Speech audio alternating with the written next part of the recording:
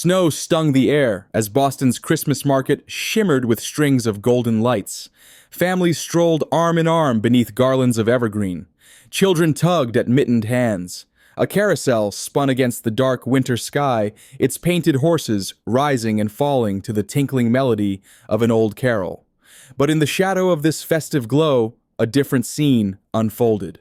Andrew Morgan stood alone, a solitary figure, amid the crowd's warmth and laughter. At 52, he wore success like a tailored coat, his silver-streaked dark hair precisely cut, his posture straight and unyielding. As CEO of Preston Financial, he commanded respect in boardrooms across the country. His wealth had purchased the finest things, the penthouse overlooking the harbor, the art collection, the private jet. Yet tonight, his eyes held only emptiness as they swept across the families, celebrating around him. Christmas had once meant something different, before the accident. Before the night 4 years ago, when a drunk driver had taken Elena and Sophie from him, leaving him the sole survivor of a crash that had destroyed everything that mattered. Now the holiday was merely an annual reminder of what he had lost each twinkling light, and cheerful song, another small wound, reopened. He had meant to return to his penthouse after a short obligatory walk. There were reports waiting on his desk acquisitions to review before tomorrow's meeting. The markets never stopped even when the world dressed itself in tinsel and pretended that peace on earth was possible. Andrew had learned that lesson too well.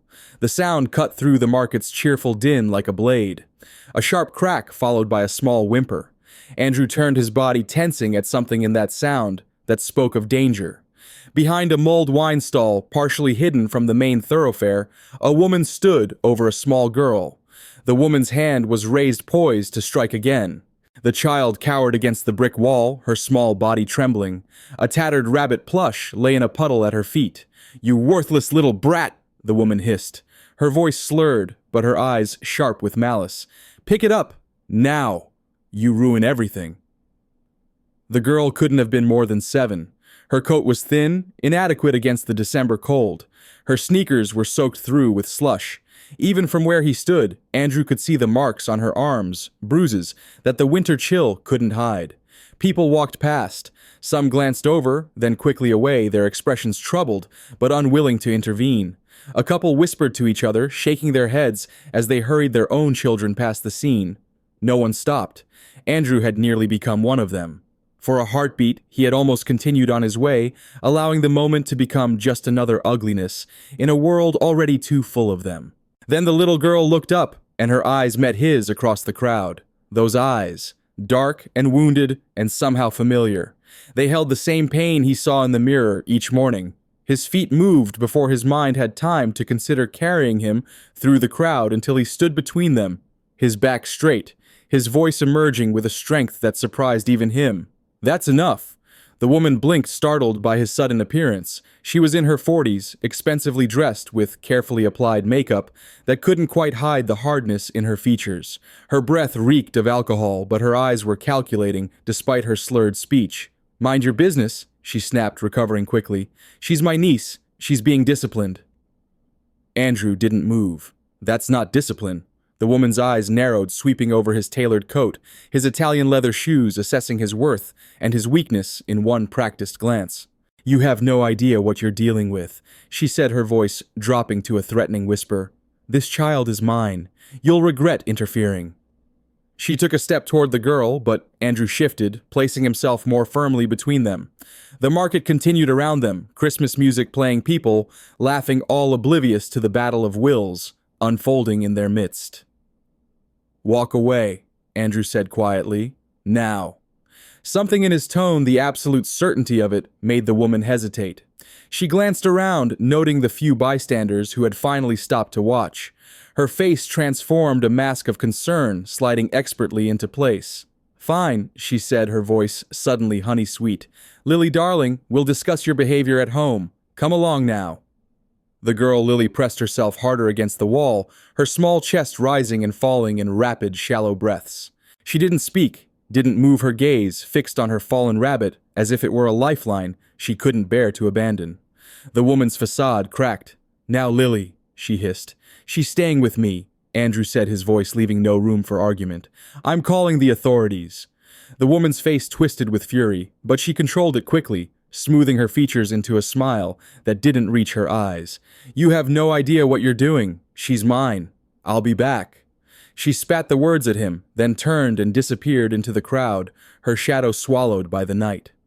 Silence rushed in after her, broken only by the distant jingle of bells and the hum of Christmas music. Andrew turned back to the girl. She hadn't moved.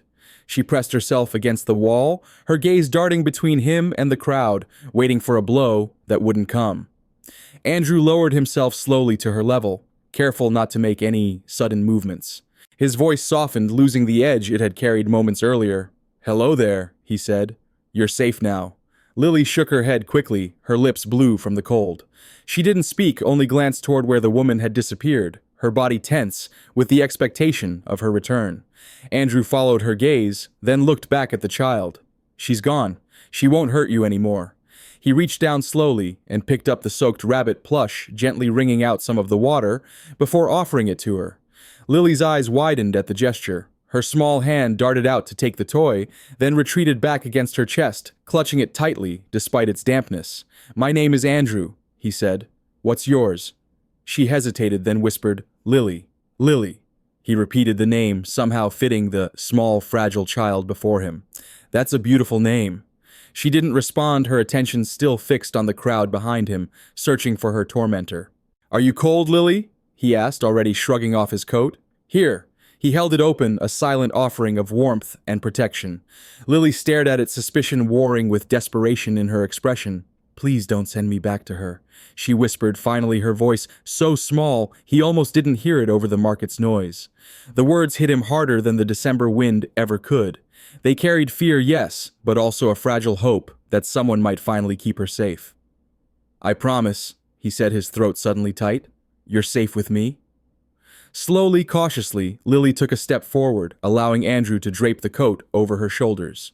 The garment swallowed her, the sleeves hanging well past her fingertips, but she clutched it around herself, her body seeming to relax slightly at its weight and warmth. Andrew stood surveying the market. He needed to get her somewhere safe, somewhere warm, and then figure out what to do next. He extended his hand, palm up, a question rather than a demand. "Would you like some hot chocolate while we sort this out?" he asked. Lily looked at his hand for a long moment. Then, with a hesitation that broke something inside him, she placed her small fingers into his palm. For the first time in years, Andrew wasn't walking through Christmas alone. And though he had no idea what waited beyond that night, he knew one thing with absolute certainty: he would not leave her. Not tonight. Not ever. The penthouse overlooked Boston's skyline, its tall windows framing the city, dressed in Christmas lights. Inside, however, the space felt more like a museum than a home. The floors gleamed, the shelves were lined with books, no one opened, and the only sound came from the faint hum of the heating system. Andrew Morgan pushed open the door and guided Lily inside. She froze just past the threshold, her small frame stiff with apprehension, as if afraid to disturb the perfect order of the space around her. Her soaked sneakers had been left in the hallway, and now she stood barefoot on the hardwood floor, still wrapped in his oversized coat. "Come in," he said softly, trying not to crowd her. "You're safe here." Lily didn't answer.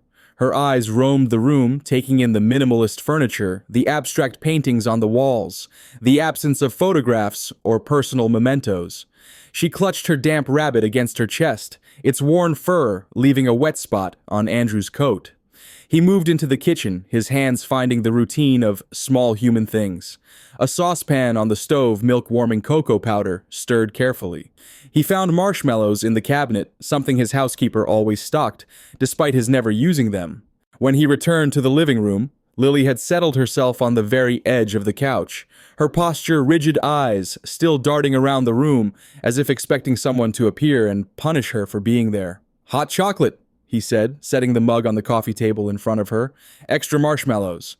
Lily stared at the mug, then at him, her expression wary. "It's okay," he assured her. "It's for you." Slowly, she reached out and wrapped her small hands around the mug, the warmth visibly relaxing her tense fingers. She took a tiny sip, then another, her eyes never leaving Andrew as he settled into an armchair across from her. "Lily," he said after she'd had a moment to warm up, "can you tell me who that woman was?" Lily lowered the mug, her knuckles whitening as her grip tightened. "Aunt Rebecca," she whispered. "Your aunt," Andrew asked gently. Lily's eyes dropped to the floor. "She's not really my aunt," she admitted, her voice barely audible. "She was Mom's friend. She made me call her that after Mom died." Andrew felt a chill that had nothing to do with the winter night. "When did your mom die, Lily?" 2 years ago." A tear slipped down her cheek, but she wiped it away quickly, as if showing emotion was dangerous. "She got sick." "And you've been with Rebecca since then?" Lily nodded, her fingers working nervously at the hem of Andrew's coat. "She said no one else wanted me. She said she was doing me a favor." Her voice broke on the last word, exposing the lie she'd been told so many times she'd almost come to believe it. Andrew's jaw tightened, but he kept his voice gentle. "That's not true, Lily. Not wanting you would be like not wanting sunshine." She looked up, then genuine surprise in her expression, as if the concept of being wanted was entirely foreign to her. "Where is your father?" he asked. "I never had one," she said simply. "Mom said he left before I was born." Andrew nodded, processing this information. A child with no parents in the care of a woman who clearly saw her as a burden rather than a blessing.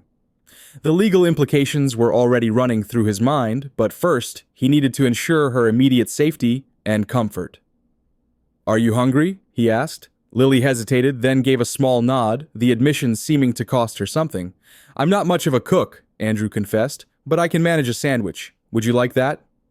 Another nod, slightly less hesitant this time. In the kitchen, Andrew moved with a purpose he hadn't felt in years, assembling turkey and cheese on bread, cutting the crusts off instinctively the way he used to for Sophie. The memory caught him off guard, a sharp pang beneath his ribs. He paused, hands flat on the counter, breathing through it, as he always did when the past ambushed him. When he returned to the living room, Lily had finished her hot chocolate. She took the plate with a whispered "thank you" and began to eat in small, measured bites, as if afraid the food might be taken away at any moment.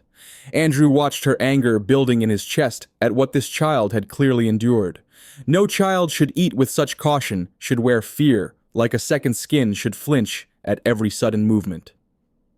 "Lily," he said when she had finished, "I need to make a phone call. It's to someone who can help us make sure you stay safe. Is that okay?" Lily set the plate down carefully. "Are you calling the police?" she asked, her voice trembling. "Not yet," Andrew said. "First, I'm calling a friend who knows about these things. Her name is Alexandra." Lily considered this, then asked in a small voice, "Will she make me go back to Aunt Rebecca?" "No," Andrew said firmly. "No one is going to make you go back there. I promise." He moved to the study, leaving the door ajar so Lily could see him but not overhear the entire conversation. Alexandra Foster had been his lawyer for 15 years, handling everything from business acquisitions to his personal affairs after the accident. If anyone would know what to do, it would be her. She answered on the second ring, her voice crisp despite the late hour. "Andrew, is everything all right? I need your help," he said without preamble. "It's about a child." There was a brief silence on the line. "That's not a sentence I expected from you," Alexandra said finally. "Tell me everything." He did, laying out the scene at the Christmas market, Rebecca's behavior, the visible signs of abuse, Lily's current situation sitting in his living room. When he finished, Alexandra sighed.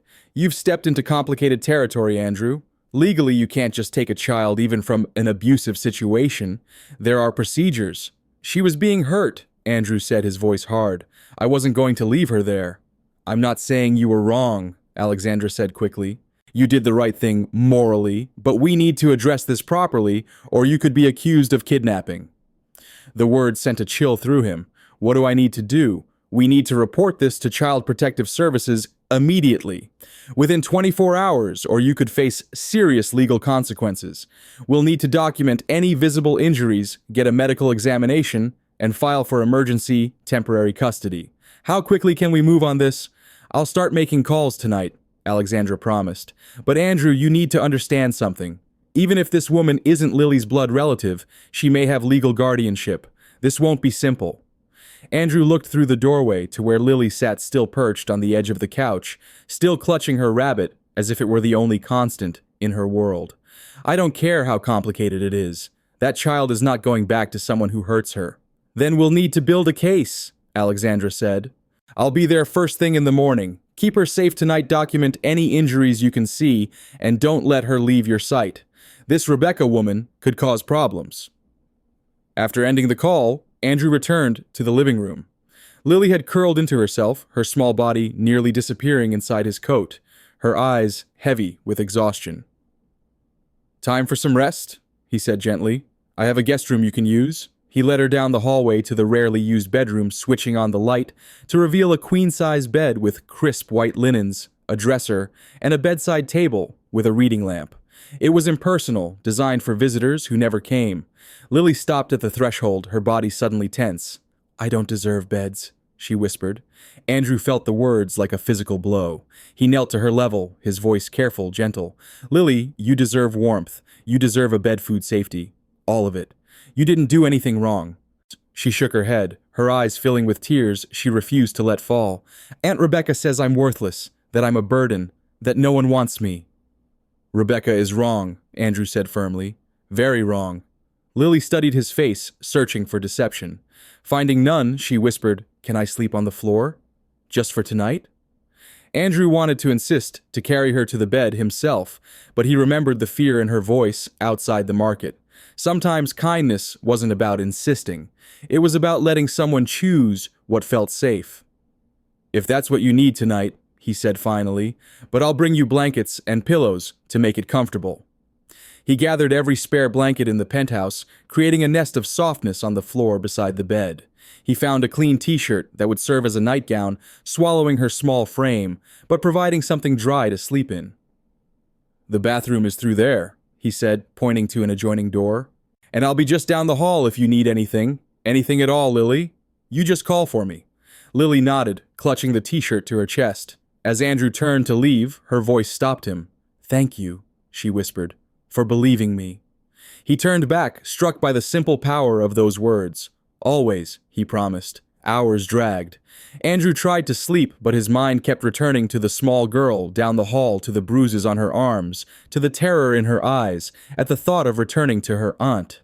He checked on her twice each time, finding her curled tightly on her blanket nest, rabbit clutched to her chest, face troubled even in sleep. Near midnight, a sudden cry split the air. "No, please stop!" Andrew bolted from his bed, racing down the hallway to the guest room. Lily was thrashing, tangled in the blankets, her face pale and slick with sweat. "Lily," he said firmly but softly, kneeling beside her, "you're safe. You're here with me." She gasped awake, her eyes wide and wild chest heaving. For a moment she stared at him as though unsure of where she was. Then almost desperately she grabbed his hand and held on tight. Andrew squeezed back, grounding her. His chest ached with something deeper than grief. He had lost a child once, but here was another one shaking and terrified, clinging to him as if he were the only anchor in the storm. "Do you want to hear a story?" he asked, voice rough. Lily nodded without letting go of his hand. Andrew reached for a book on the nearby shelf, one he hadn't opened in years. Sophie's favorite, its spine cracked from love, the pages worn from nightly readings. The words came halting at first, his throat thick, but soon the rhythm soothed them both. Lily's breathing slowed, her body softened, and after a while, she curled up against him, rabbit tucked between them. He read until her eyes fluttered closed, then sat there in the soft glow of the lamp, holding her. The penthouse, once hollow and silent, felt changed. The echo of loss was still there, but layered with something new, something alive. When she stirred again before dawn, she whispered, "Don't take me back." Andrew's answer came without hesitation. "I won't, I promise." And as the first light crept across the city, he knew he had already crossed a line he could never step back from. Whatever came next, whatever the cost, Lily was not going to face it alone. The morning in Boston was cold and gray, the kind of damp chill that seeped into your bones. Andrew wrapped Lily in one of his sweaters, the sleeves rolled up multiple times, but still hanging past her fingertips. He found a wool cap that covered her tangled hair and looped a scarf around her neck until she murmured that it was enough. She clutched her rabbit to her chest and walked beside him, her small steps cautious, her eyes constantly scanning their surroundings as they left the building.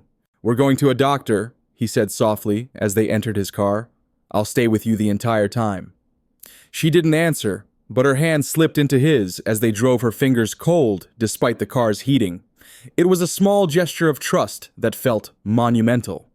The pediatric clinic sat at the corner of a narrow street, its walls painted with bright murals of animals and snowflakes tumbling across brick walls. Inside, the air smelled of antiseptic and coffee.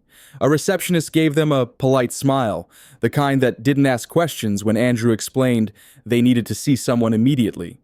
He had called ahead Alexandra's influence, securing an appointment with no notice. When the nurse called her name, Lily's shoulders stiffened. Andrew placed his hand lightly at her back, but didn't push. She walked on her own. Dr. Sofia Martinez introduced herself with a warmth that didn't feel forced. She crouched to Lily's level, her dark eyes kind behind stylish glasses. "I'll explain everything before I do it," she said gently. "You can tell me to stop whenever you want. Would you like Andrew to stay?" Lily gave a small nod, her fingers tightening around her rabbit. The exam was slow deliberate. Andrew stood against the wall, his face carefully neutral, as Dr. Martinez documented each injury. Old yellow bruises along the ribs, fresh purple marks at her elbow, a cut on her scalp, hidden by her hair, 2 teeth missing long before their time. Evidence of malnutrition of fear turned physical. "Has anyone ever hurt you like this before, Rebecca?" Dr. Martinez asked softly. Lily shook her head. "Mom never hurt me. She loved me. And Rebecca started hurting you after your mom died." A nod. "She was nice at first, then she changed." Dr. Martinez took photographs, her movements gentle but thorough. When she finished, she asked Lily if she could speak with Andrew in the hallway for a moment. Outside the exam room, the doctor's professional composure cracked slightly, anger flashing in her eyes. "She's been systematically abused," she said quietly. "The pattern of injuries, the malnutrition, the behavioral signs. This isn't an isolated incident." "I know," Andrew said, his voice tight. "I'm filing a report with Child Protective Services immediately," Dr. Martinez continued. "This child is not safe with this woman. The photographs and my medical report will support your case." "What should I do now?" "Consistency," the doctor replied. "Meals at regular times, a safe place to sleep, choices that belong to her, and keep believing her. That matters more than anything." Andrew nodded. "There's something else. When I found her, she dropped a rabbit plush in a puddle. She hasn't let go of it since, even though it's still damp." "Is that normal?" Dr. Martinez's expression softened. "It's a common response to trauma. That rabbit is probably the only constant in her life, the only thing that's truly hers. It's a comfort object, a connection to safety. Let her keep it close for as long as she needs." When they returned to the exam room, Lily was coloring quietly, her crayon never straying outside the lines of the picture, her movements precise and controlled. Even in this, Andrew could see the effects of fear, of the need to be perfect to avoid punishment. A knock sounded, and a woman in a navy jacket stepped in. "Jessica Wilson," she said, showing her badge with Child Protective Services. "I received a call from Dr. Martinez." She spoke first to Lily, asking about the rabbit, complimenting her careful coloring, establishing a rapport before any difficult questions. Then she turned to Andrew. "Can we speak privately for a moment?" In a quiet office, she explained the next steps. "We can request an emergency protection order that keeps her out of this Rebecca's custody. You can petition for temporary guardianship today. The court will want to see stability and a clear plan." "Tell me where to sign," Andrew said without hesitation. Jessica studied him for a moment, then nodded. "We'll move quickly, but you should know if this Rebecca has legal guardianship, this won't be simple. She could contest it." "Let her try," Andrew said, his voice quiet but steel-edged. By afternoon, they were back at the penthouse. Andrew taped a simple schedule to the fridge: breakfast quiet time, walk lunch reading dinner, bedtime story. He set gentle alarms on his phone to maintain the routine Dr. Martinez had recommended. Lunch was soup and toast. He asked Lily which chair she wanted. She chose the one with her back to the wall and ate in measured spoonfuls. He told her she could stop when she was done.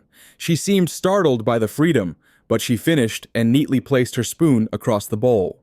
Later, he pulled flour and sugar onto the counter. "We're making shortbread," he told her. Lily climbed onto a stool and watched carefully as he showed her how to level a cup with a knife. Together, they pressed the dough flat and scored it with fork marks. The kitchen filled with the warm smell of butter, and Lily's eyes closed for a second, as if she were memorizing the scent. "It smells like home," she whispered. They ate the cookies warm, and Andrew let the silence speak for them both. That evening, Jessica came for a home visit. She checked the locks, asked about keys, reviewed the medical report, and Andrew's statement. She made notes on her pad, her face grave but kind. "I'll file for emergency custody tonight," she said. "The hearing will be soon. If Rebecca contests, we'll need to be ready. Keep her days structured. Let her make choices, even small ones. Pajamas lamps what cup she uses. It rebuilds trust." Andrew signed the papers she laid before him. His hand shook once, then steadied. That night, as Lily slept in her nest of blankets, Andrew sat in his study computer, open to his company's annual report numbers, blurring before his eyes. His phone rang, Alexandra's name flashing on the screen. "I've been doing some digging," she said without greeting. "This Rebecca Shaw isn't who she claims to be. She has a history of drug charges and fraud-sealed juvenile records and 2 name changes. There's something very wrong here, Andrew." Andrew glanced toward the hallway where Lily slept. "Tell me what you found." Alexandra detailed her preliminary investigation. Rebecca Shaw had appeared in Elizabeth Collins' life shortly before her illness, positioning herself as a longtime friend despite no evidence of prior connection. After Elizabeth's death, she had quickly secured guardianship of Lily, along with control of a modest life insurance policy and Elizabeth's small estate. "The timing is suspicious," Alexandra continued, as Elizabeth Collins was reportedly in excellent health until Rebecca entered the picture. Then a sudden diagnosis of aggressive cancer, a rapid decline, and death within months. No autopsy was performed. "You think she murdered Lily's mother?" Andrew asked, his blood running cold. "I think it warrants investigation," Alexandra replied carefully. "Jessica is helping me access the sealed records. We need to know exactly who we're dealing with." After ending the call, Andrew checked on Lily once more. She slept fitfully, her small face troubled even in sleep. The magnitude of what he had undertaken was beginning to dawn on him. This wasn't just about keeping a child safe for a night or two. This was about standing between an innocent and someone who would hurt her, someone who might have already taken one life. As he watched Lily's chest rise and fall, Andrew felt something shift inside him, a resolve crystallizing into certainty. He had been unable to protect his own family. He had been driving that night, had insisted they take the shortcut, despite the storm had survived, when they hadn't. The guilt of it had hollowed him out, leaving him a shell, moving through the motions of living. But here was a child who needed him now. Here was a chance to protect someone who had no one else. Whatever it took, whatever the cost, he would keep her safe. The next day, as they walked through the penthouse lobby, Lily slowed by the grand piano in the corner. She hesitated, then whispered, "I used to play." Andrew asked the concierge for permission. Soon she was seated on the bench, her rabbit perched beside her. Her fingers trembled, then pressed a simple melody into the air, hesitant at first, then stronger. The sound carried through the room.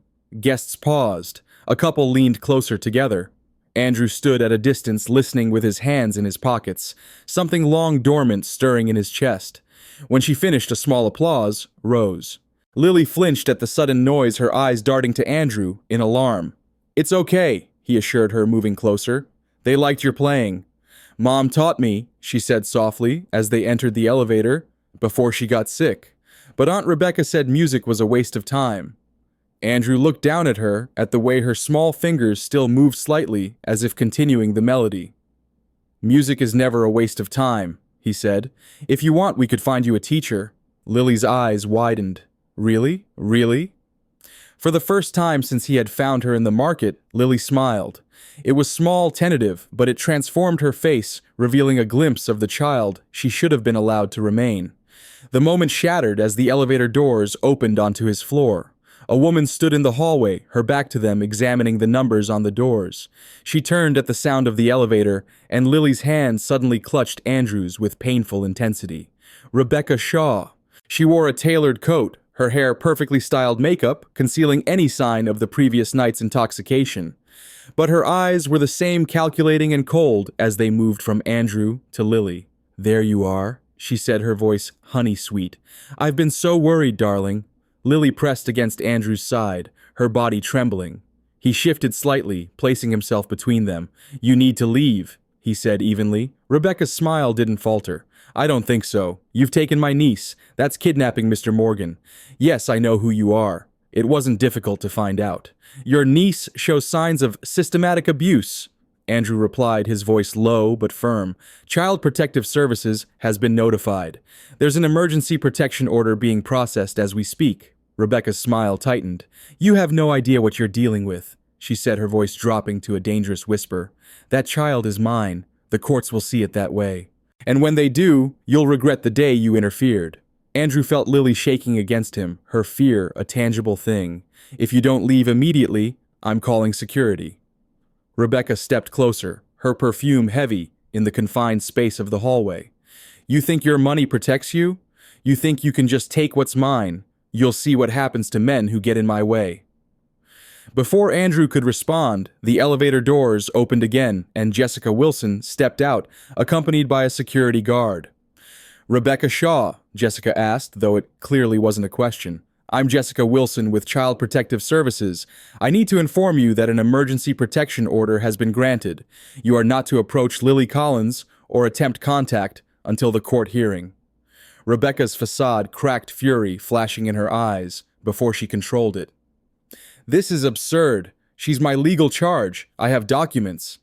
Which will be reviewed at the hearing, Jessica replied calmly. For now, the order stands. If you violate it, you'll be arrested. Rebecca's gaze moved to Lily, who shrank further behind Andrew. This isn't over, she said softly. Not by a long shot. Remember what I told you, Lily? Nobody wants you but me. Andrew felt Lily's fingers dig into his hand. He squeezed back gently, a silent promise. The security guard stepped forward. Ma'am, I need you to come with me now. Rebecca allowed herself to be escorted to the elevator, her posture rigid with rage. As the doors closed on her, she smiled, a cold curve of lips that sent a chill down Andrew's spine. Inside the apartment, Lily collapsed onto the couch, her small body shaking with silent sobs. Andrew sat beside her, uncertain how to comfort her, wishing he remembered better how to be gentle. She'll come back, Lily whispered between breaths. She always comes back. Jessica set her briefcase on the coffee table and knelt in front of Lily. Not this time, she said firmly. We're going to make sure of that. Lily looked up, her tear-streaked face, desperate for reassurance. Promise? Jessica glanced at Andrew, then back to Lily. We promise. Later, after Jessica had gone, after the locks had been double-checked and the security desk alerted, to prevent Rebecca's return, Andrew found Lily at the window. She had taped a drawing to the glass, a castle with two small figures inside. What's this? He asked gently. That's where people can't hurt us, she said simply. Andrew swallowed the lump in his throat and nodded. He didn't tell her that he wished it were real. He just promised himself to make it feel real. That night, he moved his mattress into the guest room, placing it on the floor beside Lily's nest of blankets. When she looked at him questioningly, he explained, So, you'll know you're not alone if you wake up. Lily considered this, then nodded, settling under her blankets with her rabbit tucked securely under one arm. Just before sleep claimed her, she whispered, Thank you for fighting for me. Andrew lay in the darkness, listening to her breathing, even out his heart heavy with the weight of her trust and the certainty of the battle ahead. Rebecca Shaw was not going to give up easily. She had something to hide, something worth killing for perhaps, and Lily was somehow connected to it. He closed his eyes, remembering Rebecca's threat. You'll see what happens to men who get in my way. The words carried a history of violence, of consequences, delivered without mercy. Let her come, Andrew thought as sleep finally claimed him. I've already lost everything once. I have nothing left to fear. But even as the thought formed, he knew it wasn't true. He had Lily now, and for the first time in 4 years, he had something to protect, something to fight for, something to live for. Dawn broke cold and gray over Boston, painting the skyline in muted watercolors. Andrew Morgan stood at the penthouse window, watching the city awaken, while Lily slept in her nest of blankets. His phone vibrated silently in his hand. Alexandra Foster, calling again the third time since midnight. Tell me, he answered without preamble. We need to move, Alexandra said, her voice tense. Rebecca has filed a kidnapping charge against you. She claims you took Lily under false pretenses. There's a warrant being processed. Andrew's grip tightened on the phone. That's absurd. We have the protection order, which only prevents her from approaching Lily. It doesn't establish your right to keep her. Alexandra paused. There's more, Andrew. I've been looking into Rebecca's background. She's changed her name twice. Before she was Rebecca Shaw, she was Rachel Stevens, and before that, Regina Simmons. Why would she change her name multiple times? That's what concerns me. Under each identity, she's been connected to a vulnerable woman who died under suspicious circumstances. And each time she ended up with custody of the woman's child and control of their assets. Andrew turned from the window, his gaze falling on Lily's small form. You think she's done this before? I think we're dealing with someone very dangerous. The police report from Jessica has temporarily delayed the warrant, but Rebecca has resources and connections we didn't anticipate. You and Lily need to get somewhere safe until I can sort this out. Andrew didn't hesitate. I know a place. He moved quickly, gathering only what they would need for a few days. Warm clothes for Lily, her now dry rabbit medications Dr. Martinez had prescribed for her malnutrition. He packed light, the habits of a man who had traveled the world for business, serving him well. When Lily stirred awake, he knelt beside her, keeping his voice calm, despite the urgency pulsing through him. Good morning. We're going on a little trip today, somewhere safe. Lily's eyes widened, immediately alert. She sat up, clutching her rabbit. She's coming, isn't she, Aunt Rebecca? Andrew considered lying, then decided against it. This child had been lied to enough. Yes, but we're not going to let her find you. I promise. She always finds me, Lily whispered, her voice hollow with certainty. Every time I thought I was safe, she came back. Andrew reached out gently, tucking a strand of hair behind her ear. Not this time. This time you have me. Lily studied his face, searching for deception. Then, with a solemnity that broke his heart, she said, I need to bring Hoppy. Mom made him for me. Of course, Hoppy comes with us. Andrew helped her to her feet. We need to be quick and quiet, okay? Like a secret mission. This brought the ghost of a smile to her face. Like spies. Exactly like spies. They left through the service entrance, avoiding the lobby where Rebecca might be watching. Andrew's car waited in the private garage, already packed with their essentials. As they pulled onto the early morning streets, he glanced in the rearview mirror, watching Lily huddle in the back seat, her eyes scanning the passing buildings. Where are we going? She asked finally, her voice small against the hum of the engine. Andrew hesitated. A place I haven't been in a long time. A house in the country. It belonged to my family. Lily absorbed this without comment. They drove in silence, leaving the city behind the urban landscape, giving way to suburbs, then to the rolling hills of rural Massachusetts. The tension in Andrew's shoulders began to ease, only when Boston vanished behind them. Still, he checked the mirrors, constantly alert for any vehicle that might be following. 2 hours later, they turned onto a narrow lane bordered by ancient oaks. At its end stood a colonial-style house, white with green shutters, a wraparound porch embracing it like protective arms. Andrew stopped the car, his hands tight on the wheel as memories assaulted him. This had been their summer home. Elena had loved the gardens, Sophie the tire swing that still hung from the massive oak tree. He hadn't returned since the accident, unable to face the ghosts that dwelled here. Is this it? Lily asked, peering through the window. Yes, Andrew managed. This is it. They approached the house together, Lily's hand slipping into his as they climbed the porch steps. The key felt strange in his hand, unused for so long. The door opened with a familiar creak, revealing rooms shrouded in dust covers and memories.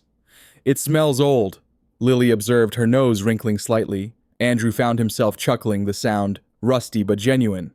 It is old, but we'll open some windows, let in some air. It'll feel like home soon.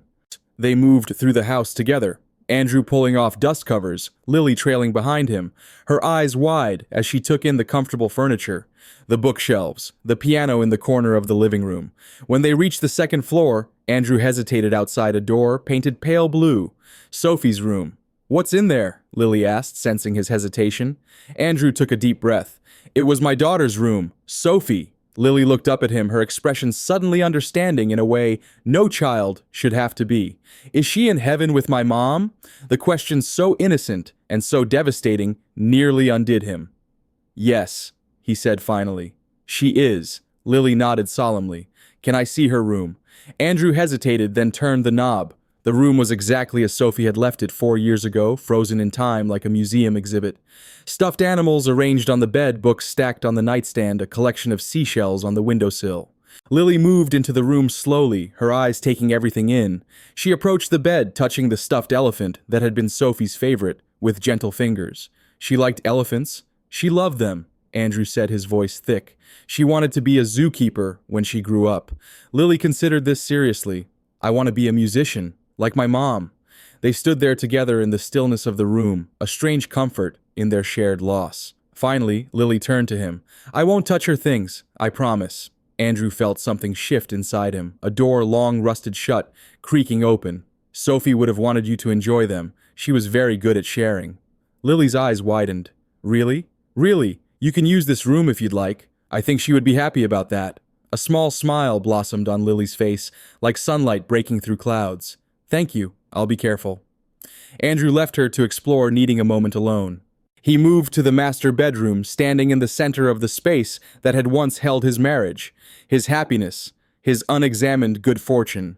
Dust motes danced in the sunlight streaming through the windows. The silence was complete. His phone vibrated. Jessica Wilson. "We've got a problem," she said when he answered. "Rebecca has filed for an emergency hearing. She's claiming you're mentally unstable, still grieving your family, and that you fixated on Lily as a replacement for your daughter." Cold anger settled in Andrew's stomach. "That's ridiculous." "It's also effective. She's painting herself as the concerned guardian, you as the unstable rich man using his influence to take a child that isn't his. The judge assigned to the case has set a hearing for next week." "What do we need to do?" "Gather evidence," Jessica said firmly.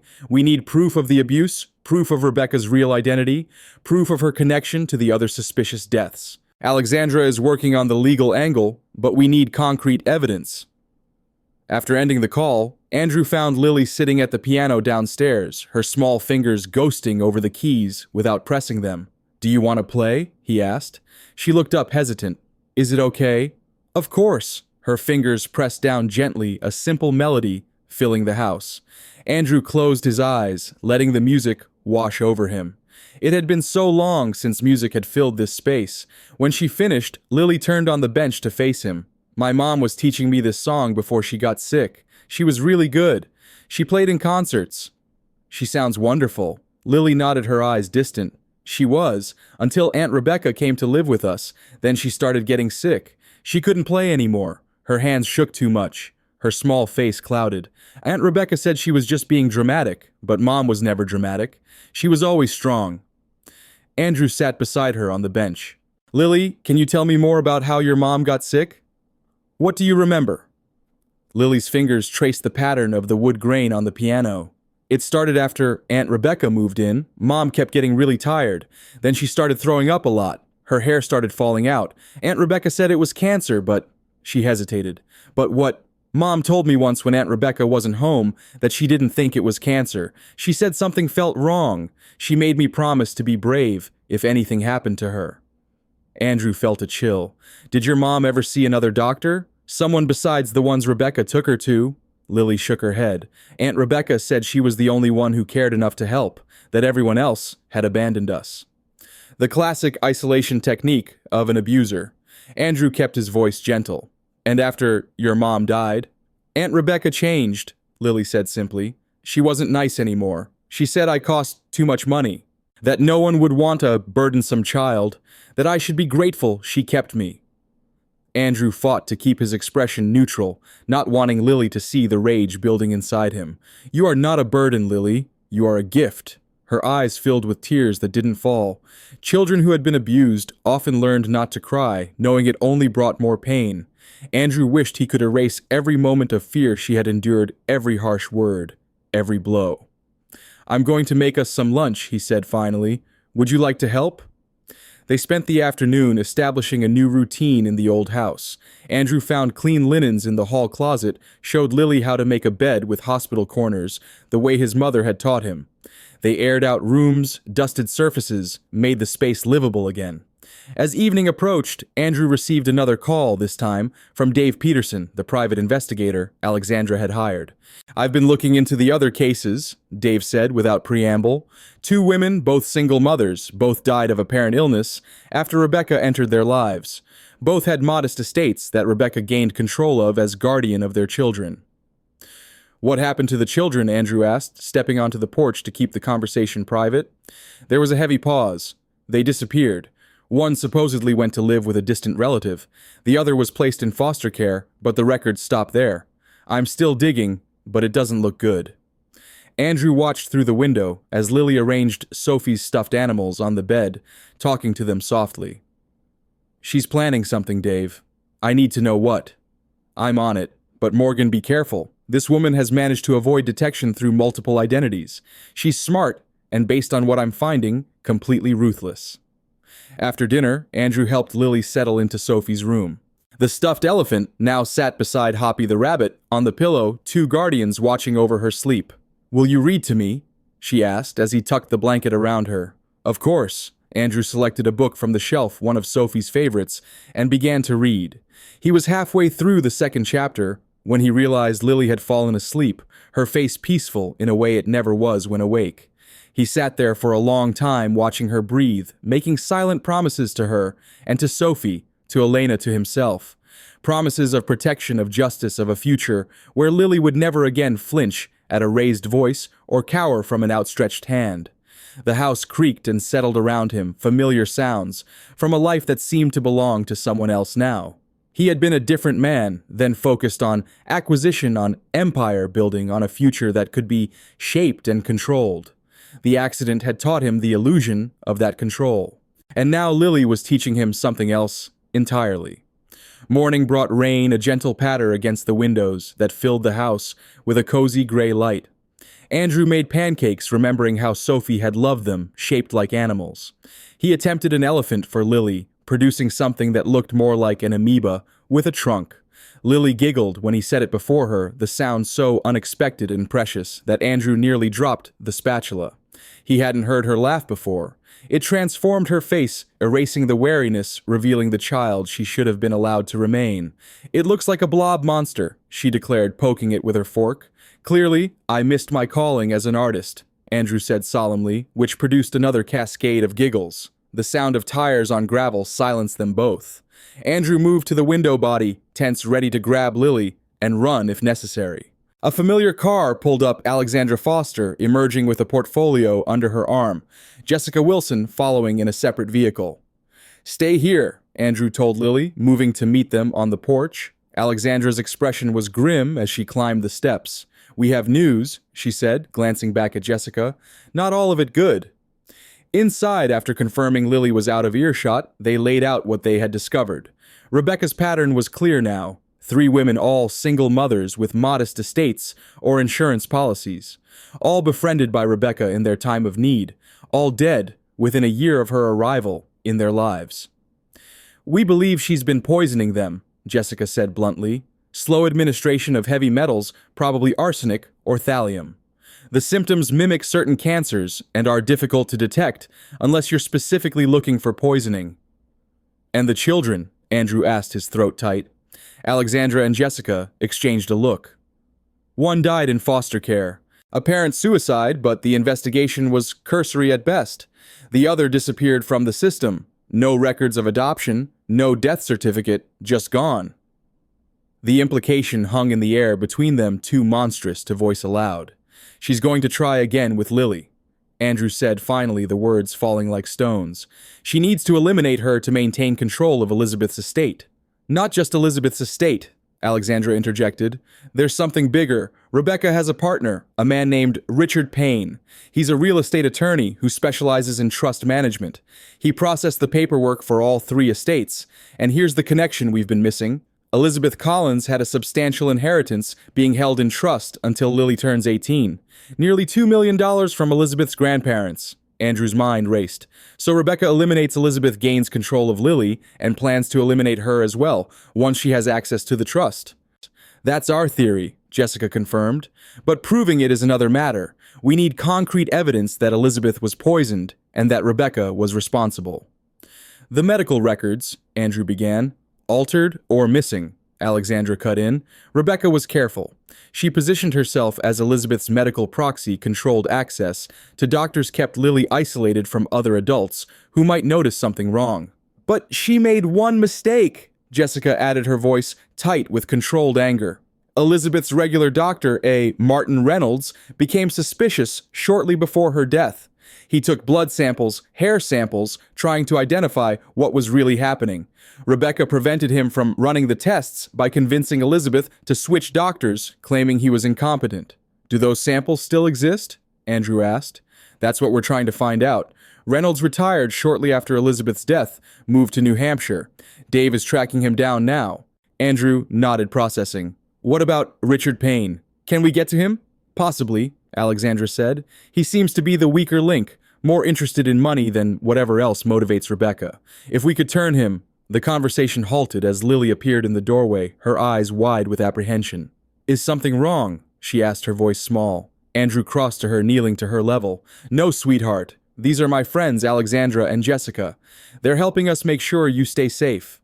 Lily studied the two women carefully, the wariness never fully absent from her expression. Are they looking for Aunt Rebecca? Yes, Andrew said honestly. They're going to help make sure she can't hurt you anymore. Lily absorbed this, then asked in a voice so soft they had to strain to hear, What about the others? The room went still. What others, Lily? Jessica asked gently. The other kids. The ones Aunt Rebecca talks about on the phone. The ones who caused too many problems. Alexandra moved forward slowly, crouching beside Andrew. Lily, has Rebecca talked about other children? Lily nodded, her fingers worrying the hem of her sweater. Sometimes she talks on the phone late at night. She thinks I'm asleep. She talks about the others and how they were taken care of. She says I'll end up like them if I'm not good. The three adults exchanged glances, the implications chilling. Jessica spoke first, her voice professionally calm, despite the horror in her eyes. Lily, would you be willing to tell me more about these phone calls? What exactly you heard? Lily looked to Andrew, seeking reassurance. He nodded encouragingly. It's okay. The more we know, the better we can protect you. They moved to the kitchen table, where Jessica gently questioned Lily while recording her responses. Lily revealed more than they had dared hope, specific conversations, overheard names mentioned, including Richard's details about bank accounts and trust funds. Rebecca's careful facade had slipped in the privacy of her home, revealing glimpses of her true nature to the child she thought too frightened or too insignificant to understand. She said once that when she was done with me, they'd be rich. Lily concluded, her voice steady, despite the terrible weight of her words, that I was worth more dead than alive because of the trust fund. Andrew felt physically ill. Alexandra's face had gone pale, while Jessica maintained her professional composure only through visible effort. You've been very brave, Lily, Jessica said finally. This helps us enormously. Lily nodded solemnly. Mom always said the truth was important, even when it's scary. Your mom was very wise, Andrew said, his voice rough with emotion. After Lily had been settled in the living room with a book, the adults conferred in hushed tones in the kitchen. It's enough for a deeper investigation, Jessica confirmed, but not enough for an arrest. We still need physical evidence of the poisoning. And we need to move quickly, Alexandra added. The hearing is in 5 days. Rebecca is building her case, painting Andrew as unstable and obsessed.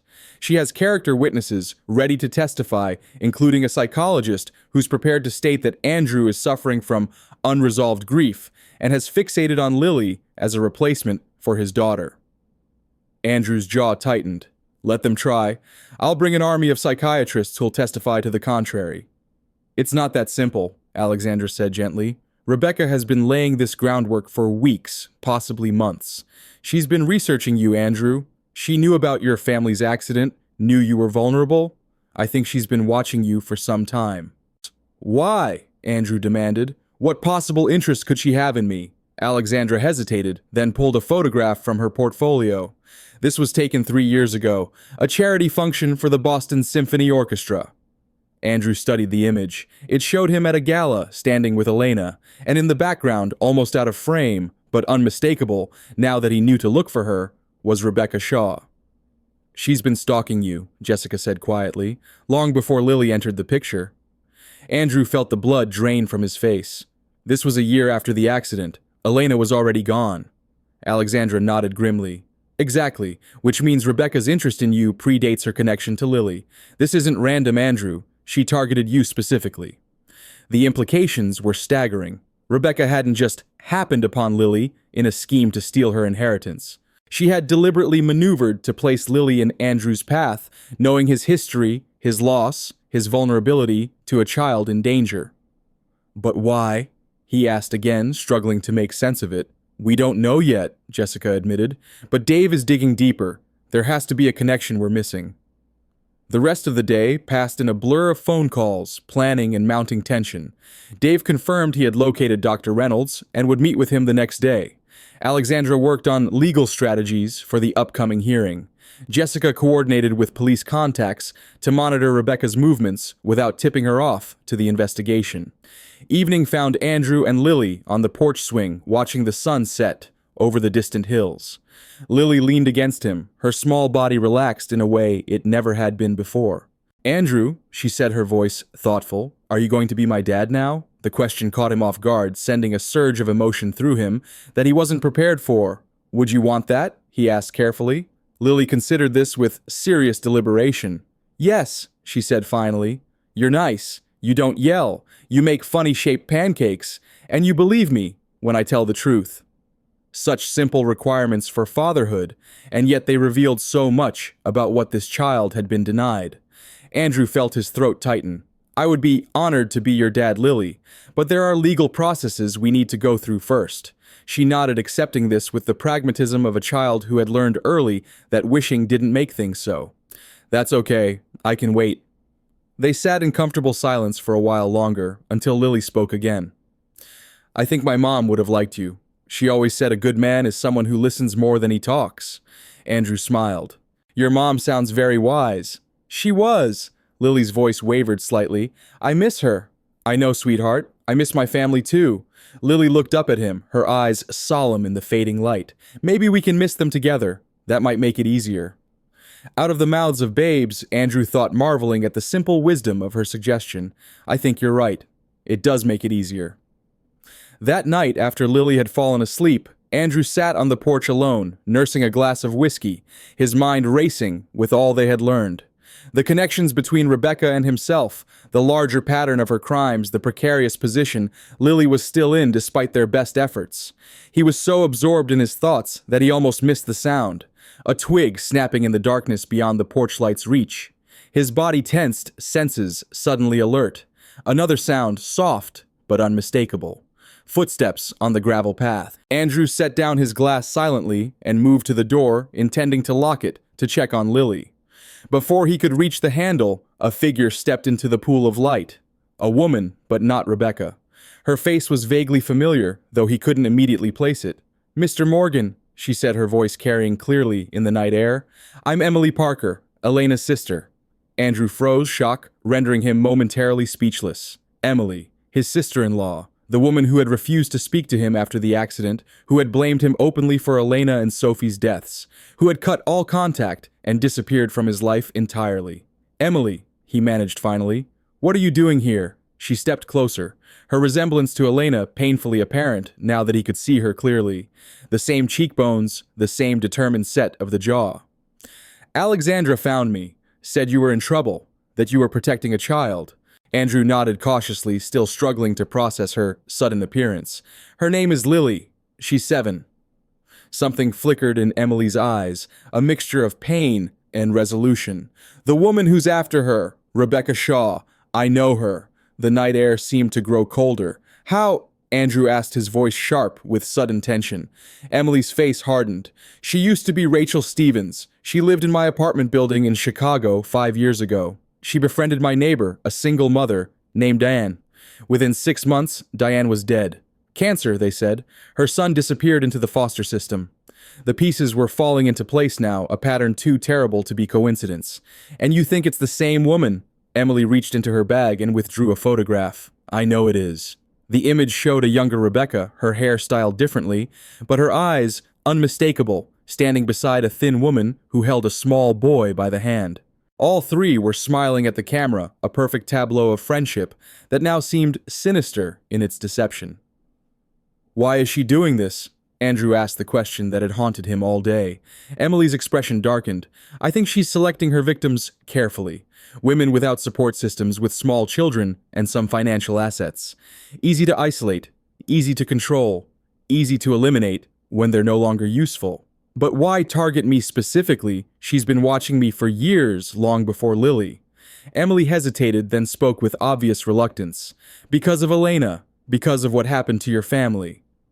Andrew felt his blood run cold. "What do you mean?" "The accident that killed Elena and Sophie. It wasn't random Andrew. The driver who hit them, the one who was supposedly drunk, he worked for a car service company owned by Richard Payne, Rebecca's partner. The world seemed to tilt beneath Andrew's feet. He reached for the porch railing to steady himself, the implications of Emily's words crashing over him like a wave of ice water. "Are you saying they murdered my family?" Emily's eyes were filled with a mix of sorrow and rage. "I've spent 3 years trying to prove it. I couldn't. The driver died in the accident too. Convenient. No trail to follow, no one to question.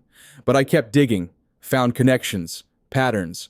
Rebecca and Richard have been working together for a decade, targeting families, creating accidents, positioning themselves to swoop in and claim the assets." Andrew struggled to breathe, his mind reeling. But why Lily? Why Elizabeth? "I think they selected Elizabeth as a target for her trust fund, but then they discovered your connection to me, to Elena. They saw an opportunity for something bigger." Emily paused. "Your company, Andrew, your wealth. If they could position Rebecca as the caring guardian of a traumatized child, then maneuver you into trying to adopt that child only to be declared mentally unstable. They could gain control of my assets through Lily." Andrew finished, the horrifying logic becoming clear. "Make me the unstable rich man obsessed with replacing his dead daughter. Have me declared incompetent. Rebecca becomes Lily's guardian, gets control of both her trust fund and access to my fortune through a sympathetic court." Emily nodded grimly. "It's elegant in a monstrous way. They've done it before on a smaller scale, but you're the big prize." Andrew's mind raced, processing this new information, recalibrating everything he thought he knew. "We need to tell Alexandra, Jessica. They need to know what we're really dealing with." Emily looked past him toward the darkened house. "Is she asleep?" The little girl. "Yes, upstairs." Emily's expression softened slightly. "Alexandra says you've been good to her, that you're fighting for her." Andrew met her gaze steadily. "I would die for her." Something in Emily's face shifted, a grudging respect replacing the coldness. "Then maybe you've changed after all." She stepped closer, lowering her voice. "Rebecca isn't working alone. Richard is the money man, but there are others. People watching this house right now, probably." As if summoned by her words, a beam of light flashed briefly in the woods beyond the lawn. A flashlight quickly extinguished, but unmistakable, in the darkness. "Inside," Andrew said tersely, holding the door for Emily. "Now." They moved through the house silently, Andrew checking windows, securing doors, his mind calculating options, escape routes, defensive positions. Emily followed, her earlier hostility temporarily set aside in the face of immediate danger. "We need to wake Lily," Andrew said, his voice low. "Get her ready to move, if necessary." Emily nodded. "I have a cabin in Maine, off the grid. They won't find us there." The us surprised him, but Andrew didn't question it. They needed allies, and Emily's grudge against Rebecca clearly ran as deep as his own. They crept upstairs, Andrew leading the way to Sophie's room, where Lily slept. He opened the door slowly, expecting to see her small form under the blankets. The bed was empty. Panic surged through him, cold and immediate. He moved to the bathroom, checked under the bed behind the curtains. Nothing. "Lily," he called, abandoning stealth in his rising fear. "Lily, where are you?" No answer. The house remained silent around them, holding its secrets. Emily moved past him, checking the other bedrooms with quick, efficient movements. She returned, her face grim. "She's not here." Andrew stood frozen, staring at the empty bed, at Hoppy the rabbit, still sitting on the pillow. Lily never went anywhere without that rabbit, which meant she hadn't left willingly. A flash of white on the pillow caught his eye.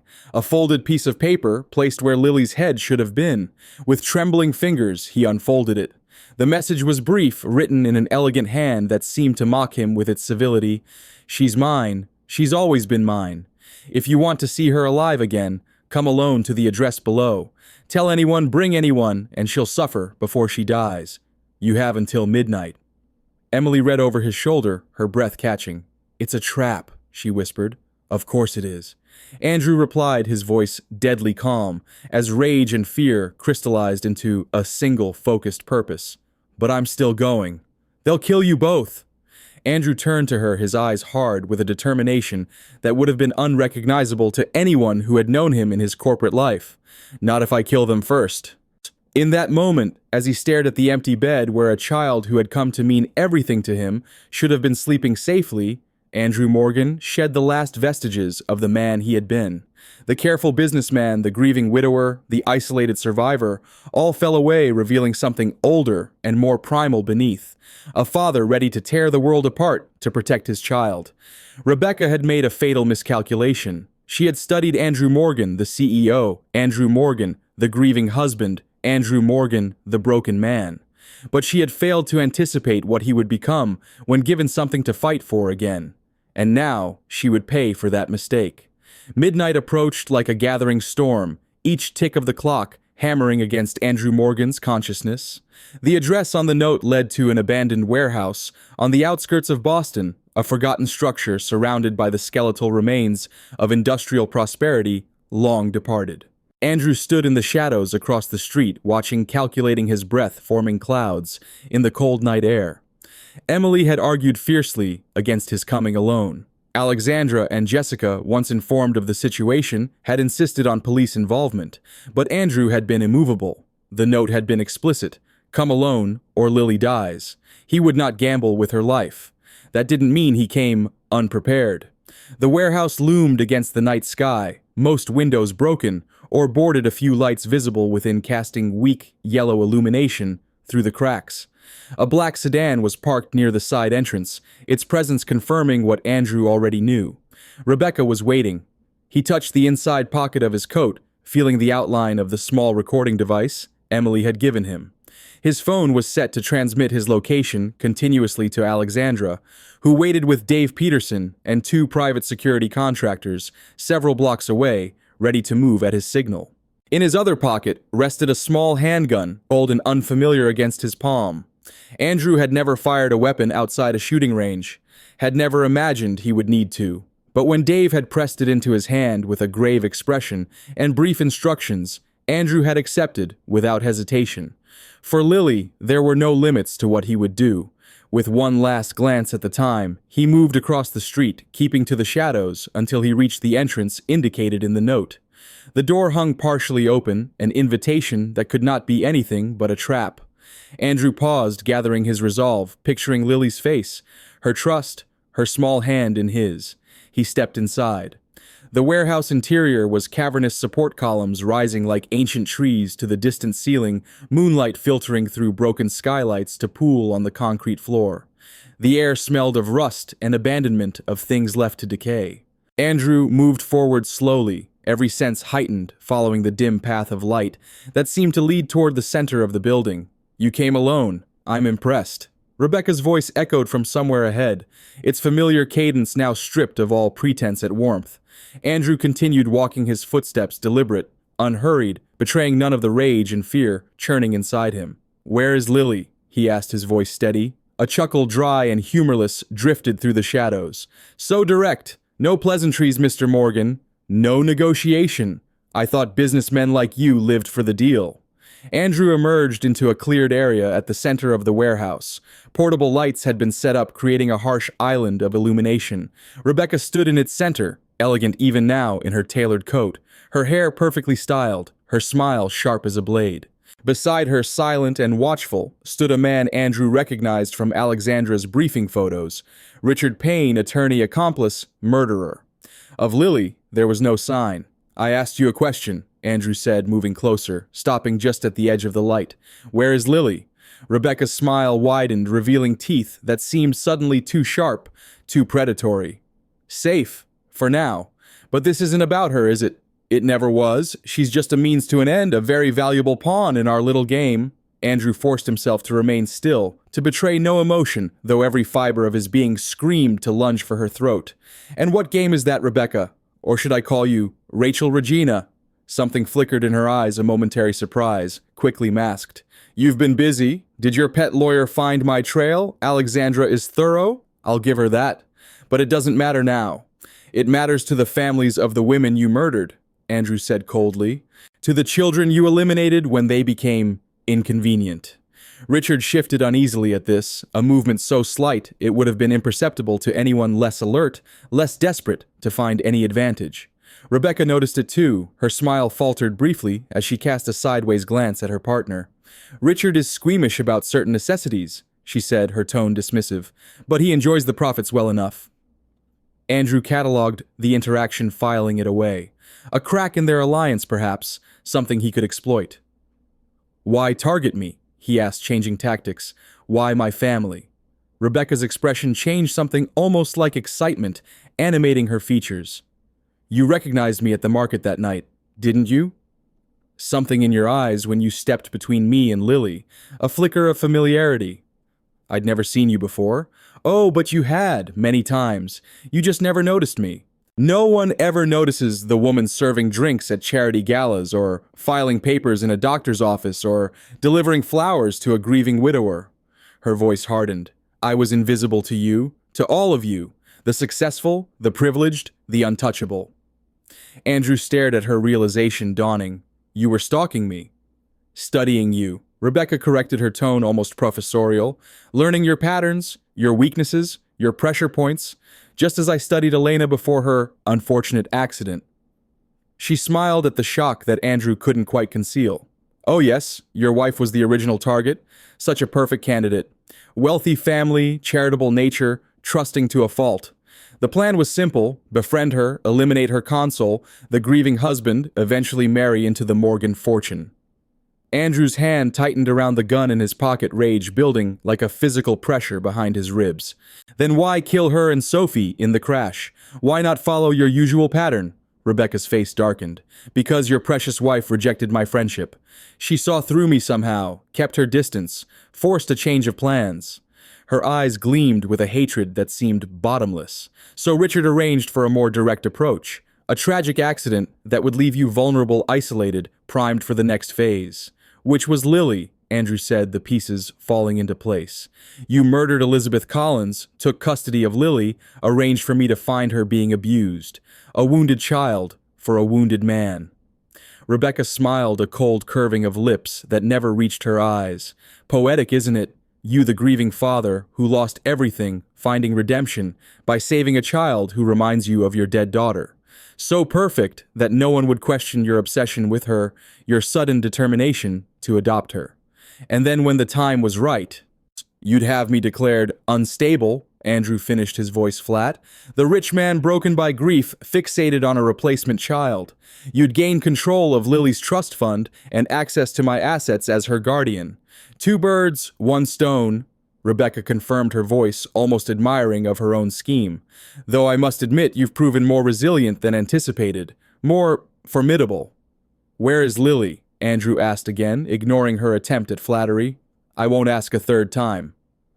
Rebecca studied him, head tilted slightly, as if reassessing his threat level. Then she nodded to Richard, who disappeared behind a stack of crates, returning moments later, half dragging Lily by the arm. Andrew's heart seized at the sight of her. She looked small and terrified, her face pale, a bruise darkening one cheek where she had clearly been struck. But she was alive, her eyes widening with hope and fear when she saw him. Andrew, she cried, trying to pull away from Richard's grip. You came? Of course I came, Andrew said, his voice gentle despite the fury coursing through him. I promised I'd keep you safe, didn't I? Rebecca laughed, the sound echoing harshly through the warehouse. How touching, the makeshift father ready to save his stolen daughter. She pulled something from her coat pocket, a syringe, its contents catching the light. Unfortunately, your story ends here, Mr. Morgan. A tragic overdose for the unstable businessman. A terrible loss for the already traumatized child. The courts will have no choice but to return her to my custody after such a tragedy. Andrew watched the syringe, his mind racing. The gun in his pocket was a last resort. Too risky with Lily so close, with Richard's hand still gripping her arm. You won't get away with it, he said, playing for time, edging subtly closer. Alexandra and Jessica know everything. The police are investigating the previous murders. Emily Parker has given her testimony. At the mention of Emily's name, Rebecca's composure finally cracked, her eyes widening with genuine shock. Emily Parker is dead. She died in the fire at her apartment 3 years ago. Andrew allowed himself a cold smile. Did she escape knowing you'd tried to silence her?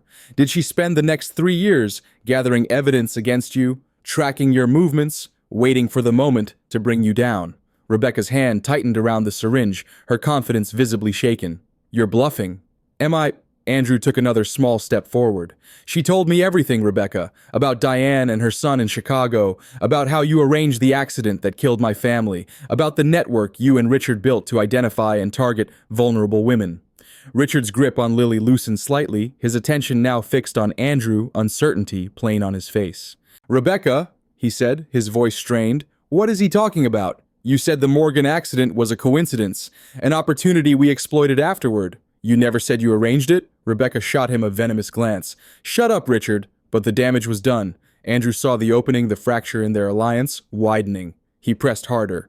She's been lying to you from the beginning, Richard. Using you as her cleanup man, her legal front. But she keeps the real prizes for herself. How much of the money from the previous victims did she actually share with you? Richard's face paled, his eyes darting to Rebecca, with new suspicion. Is that true? Did you arrange the Morgan accident?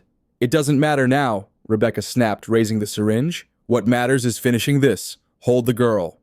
But Richard's grip had slackened further, his attention divided between Rebecca and Andrew. Lily, sensing the shift, suddenly twisted free, ducking under his arm and running toward Andrew. Lily! Andrew shouted. Down! The child dropped instantly to the floor, as Andrew had taught her during their days at the country house, a safety drill she had practiced diligently.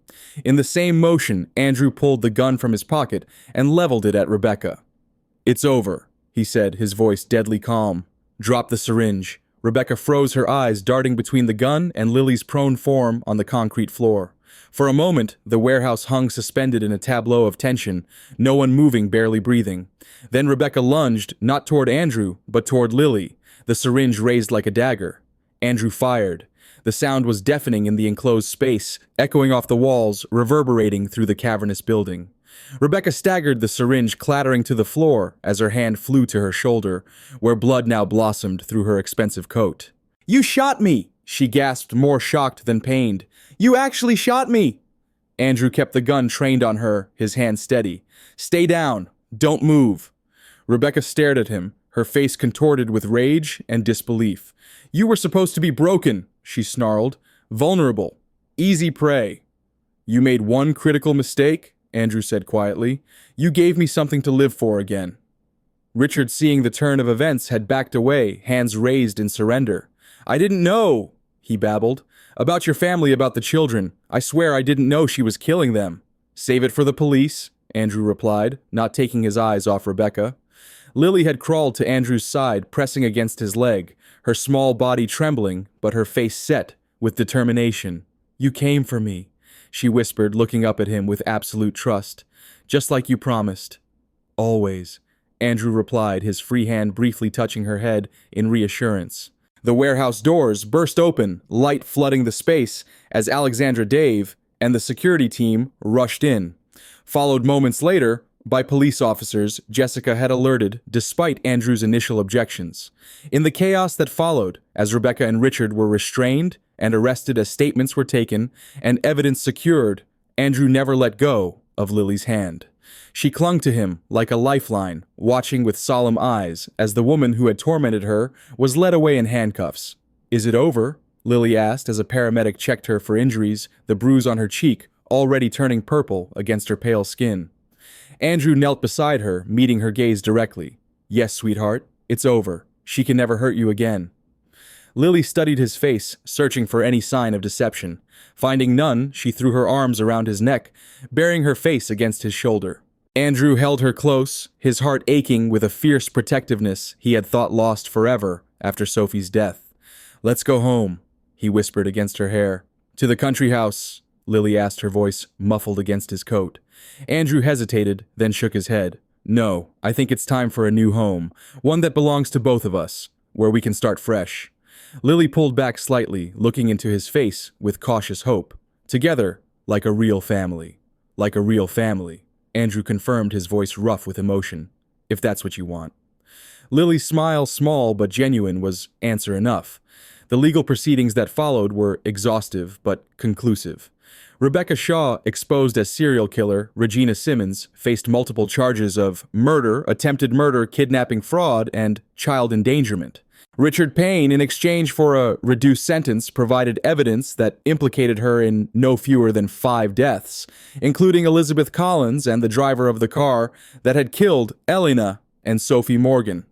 The investigation uncovered a methodical pattern of targeting isolation and elimination that had spanned over a decade. Rebecca's psychological evaluations revealed a woman consumed by envy and resentment, fixated on acquiring the lives and fortunes of women she perceived as more fortunate than herself. Throughout the hearings, Andrew remained a steady presence, his testimony measured and precise. When asked why he had gone alone to the warehouse that night, he answered simply, "She had my daughter. There was no choice to make." His use of the word daughter was deliberate, a public declaration of his intentions. The adoption proceedings began even before Rebecca's trial concluded, supported by testimonials from Jessica Alexandra Doctor Martinez and, most surprisingly, Emily Parker, who had emerged from hiding to provide crucial evidence linking Rebecca to multiple crimes. Emily's relationship with Andrew remained complicated, the weight of their shared past and mutual grief creating both connection and distance. But in Lily, they found common ground, a reason to move beyond blame and recrimination. 6 months after that terrible night in the warehouse, Andrew stood in the doorway of Lily's new bedroom in their home in the suburbs of Boston. The room was a warm yellow, the walls decorated with her drawings and photographs, the bookshelves filled with volumes both old and new. On her bed sat both Hoppy the rabbit and Sophie's elephant guardians of her dreams. Lily sat at a small desk by the window, carefully writing in a journal Dr. Martinez had suggested as part of her therapy. She looked up as Andrew entered, her smile now coming easily, the shadows in her eyes gradually fading with each passing day. "Ready for your piano lesson?" Andrew asked, returning her smile. Lily nodded eagerly, closing her journal. In the months since her rescue, she had thrown herself into music with passion and dedication, her natural talent flourishing under the guidance of a patient teacher. The piano in the living room, once silent for years after Elena's death, now filled the house with melody and life. They drove to the music school together, Lily chattering about a new piece she was learning, her excitement palpable. Andrew listened, marveling at her resilience, her capacity for joy despite all she had endured. Children, he had discovered, possessed a remarkable ability to heal when given safety, stability, and love. The lesson went well, Lily's teacher praising her progress with genuine enthusiasm. Afterward, they stopped for ice cream, a weekly tradition they had established. "Andrew," Lily said, as they sat at a small table, her expression suddenly serious, "when will the judge say yes about the adoption?" Andrew set down his spoon, giving her question the attention it deserved. "The final hearing is next week. All the reports are positive. There's every reason to believe the judge will approve it." Lily nodded, processing this information. "And then you'll really be my dad legally." "Yes, but Lily, you should know something." Andrew leaned forward, his voice gentle but firm. "Whether the papers say it or not, you are already my daughter in every way that matters. No judge can change that." Lily's eyes filled with tears that didn't fall, her small face solemn with emotion, too big for her 7 years. "I wish Mom could know that I'm okay now, that I found you." Andrew reached across the table, taking her small hand in his. "I believe she does know, sweetheart, somehow." Later that night, after Lily had fallen asleep, Andrew sat in the living room with a glass of whiskey, staring at the photograph on the mantel. It showed Elena and Sophie on the beach, laughing into the camera, their hair blowing in the wind, their eyes bright with joy. Beside it now stood a new photograph, Lily at her first recital, seated at the piano, her face a study in concentration and happiness. The doorbell rang, surprising him. Andrew checked his watch, frowning at the late hour, then moved cautiously to the front door. Old habits died hard, vigilance now second nature after all that had happened. Through the peephole, he saw Emily standing on the porch, her posture tense, her expression uncertain. Andrew opened the door. "Emily," he said, genuine but cautious welcome in his voice. "Is everything all right?" She nodded, then shook her head, a rueful smile crossing her face. "I don't know. I've found something I thought you should have." From her bag, she withdrew a small box, offering it with hesitant hands. "It was Elena's from when we were girls. I kept it after the accident. But it should be yours now. Yours and Lily's." Andrew accepted the box, opening it carefully. Inside lay a silver locket on a delicate chain, its surface engraved with intricate patterns. When he pressed the small clasp, it opened to reveal a miniature photograph of a young Elena with her sister, their smiles mirroring each other, their arms wrapped around each other's shoulders. "Thank you," he said, his voice rough with emotion. "This means a great deal." Emily nodded, looking past him into the house. "Is she asleep?" "Yes, but you're welcome to come in." Emily hesitated, then stepped inside. They moved to the living room, the silence between them not comfortable, but no longer hostile. "The final hearing is next week," Andrew said, setting the locket box carefully on the coffee table. "I know, Jessica told me." Emily paused, staring at the photographs on the mantel. "She's doing well, Lily. Very well. She's resilient, stronger than anyone her age should have to be." Emily nodded, her gaze still fixed on the photographs. "She looks happy in the recital picture." "She is, most of the time." Andrew studied Emily's profile, so like and unlike his wife's. "You could be part of her life, you know, if you wanted. She should have family beyond just me." Emily turned to him, then her expression complicated with grief and tentative hope. "I'd like that, if you're sure." "I'm sure. Lily needs all the love she can get." They talked for another hour, finding their way through the minefield of their shared history, towards something that might eventually resemble forgiveness. When Emily finally left, there was a fragile peace between them, a foundation upon which something stronger might eventually be built. The day of the final adoption hearing dawned, clear and bright autumn sunlight filtering through the changing leaves. Andrew and Lily dressed carefully, he in a suit, she in the blue dress she had chosen specifically for the occasion. "Nervous?" he asked as they stood in front of the hallway mirror, adjusting his tie.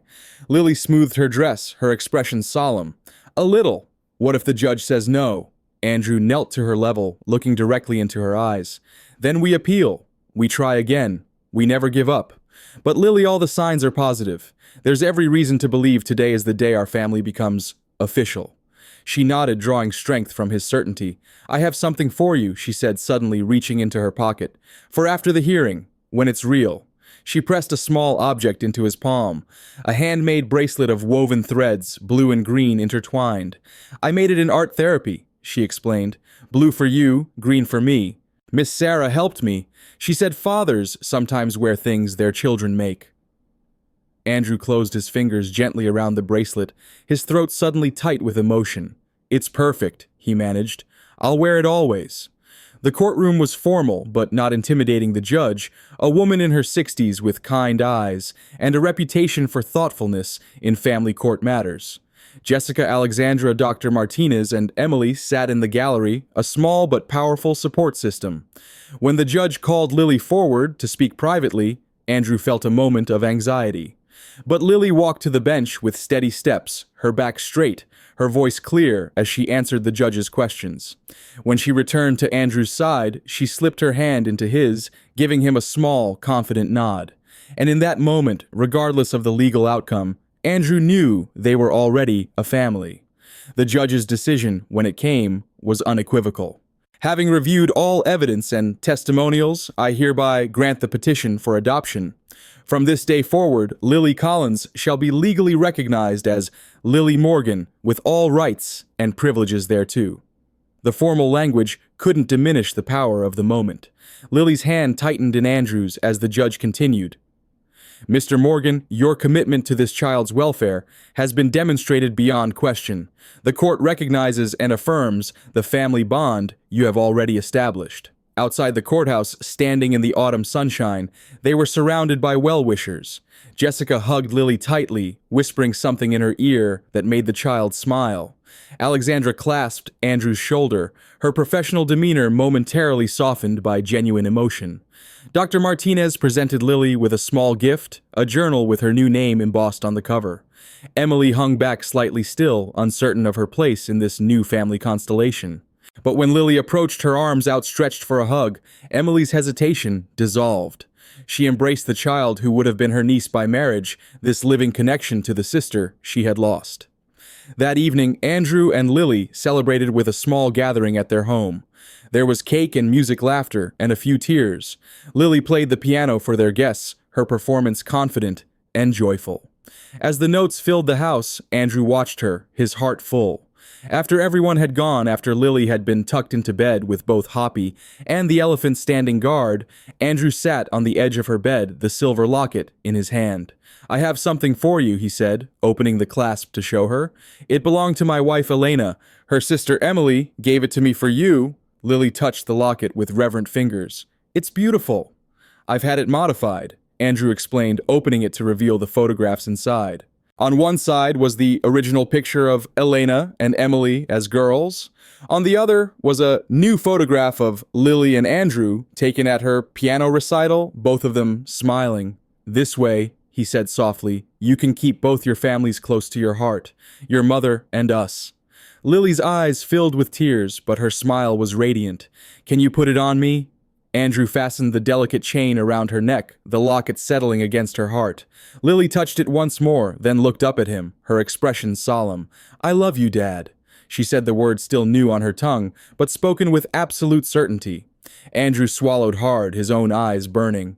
"I love you too, Lily, more than you'll ever know." Later, standing in the doorway, watching her sleep, the locket gleaming softly in the nightlight's glow, Andrew reflected on the journey that had brought them here. From that snowy night at the Christmas market to this peaceful evening, from strangers to father and daughter, from loss to love. Rebecca Shaw had intended to destroy him to exploit his grief and loneliness for her own ends. Instead, she had inadvertently given him the greatest gift, a second chance at fatherhood, at family, at a life filled with purpose and joy. Outside, the autumn wind stirred the leaves, whispering of change and renewal. Inside, a child slept peacefully secure in the knowledge that she was safe, that she was wanted, that she was home.